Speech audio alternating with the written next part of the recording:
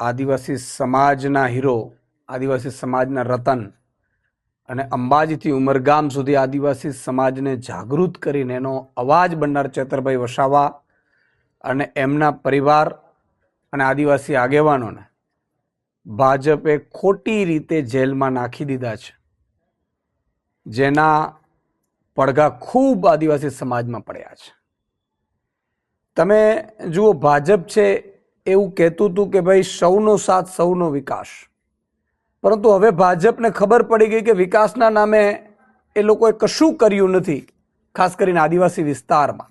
અને ચેતરભાઈ વસાવાએ જ્યારે મનરેગા કૌભાંડ હોય, 2,500 કરોડનું જળના જંગલનું હોય, જળ જંગલ જમીનના મુદ્દા હોય, ઘર સે ઘર ને નળની યોજના હોય, આ બધામાં કૌભાંડો બહાર આવ્યા, ચેતરભાઈ બહાર લાવ્યા, આદિવાસી સમાજને જાગૃત કર્યું, ત્યારે ભાજપ નિમ્ન કક્ષાની હલકી રાજનીતિ ઉપર ઉતરી આવ્યું છે.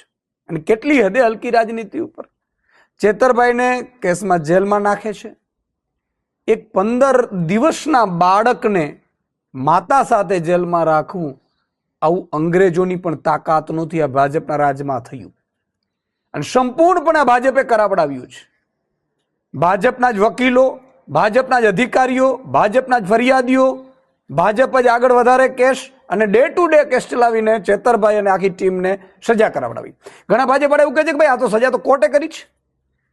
એમને મારે કહેવું છે કે ડ્રગ્સમાં પકડાય છે, બળાત્કારોમાં પકડાય છે, હત્યામાં પકડાય, કેટલી સ્પીડમાં ભાઈ સજા થઈ છે. તમે ચેતરભાઈ વસાવાને એટલા માટે તમે ભાજપમાં યા તો લઈ જવા માંગતા હતા અથવા તો મૂંગા કરી દેવા માંગતા હતા. શું કામ? કે તમારે અહીંયા જળમાં જે જમીનો છે જંગલની, એમાં મોટી મોટી કંપનીઓ લાવવાનું ભાજપનું ષડયંત્ર છે. અને એમાં જો ચેતરભાઈ વસાવા જેવા વ્યક્તિ સામે હોય, આદિવાસીઓને જાગૃત કરે, તો આ કામ થઈ ન શકે. મોટા મોટા કંપનીઓવાળા રાહ જોઈને આ જંગલોની નજર ઉપર બેઠા છે અને ચેતરભાઈ આંખની કણાની જેમ ખૂંચતા હતા. અને એ મામલામાં આખા આદિવાસી સમાજમાં રોષ છે. કેટલાય આદિવાસી સમાજના આગેવાનો અત્યારે અમારી સાથે સંપર્કમાં છે. અને એટલે જ આવતીકાલે ડેડિયાપાડામાં એક આદિવાસી સમાજનું મોટું સંગઠન, બધા સંગઠનો સાથે એક મોટું સંમેલન મળી રહ્યું છે, જેમાં ગુજરાત, મધ્યપ્રદેશ, રાજસ્થાન, મહારાષ્ટ્ર, આમાંથી પણ આગેવાનો આવવાના છે. અને અમારા પણ આમ આદમી પાર્ટી, કારણ કે ચેતરભાઈ અમારા પરિવારના સભ્ય છે આમ આદમી પાર્ટીના.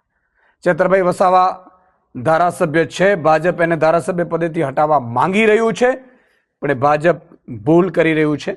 ચેતરભાઈ વસાવા ધારાસભ્ય છે અને રહેશે.